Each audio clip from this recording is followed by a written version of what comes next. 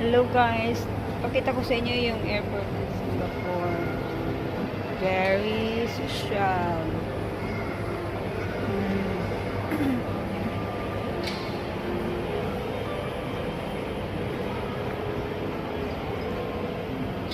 Doon pala yung Cebu Pacific.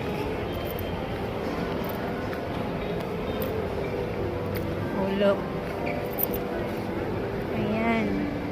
Pag aalis ka, ikikiin mo lang yung passport dito, yung ticket, lahat-lahat para kumuha ng iyong boarding pass.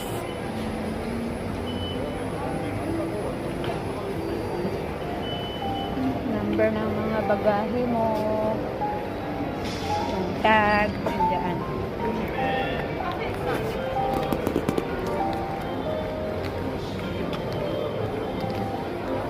Nauna pa ako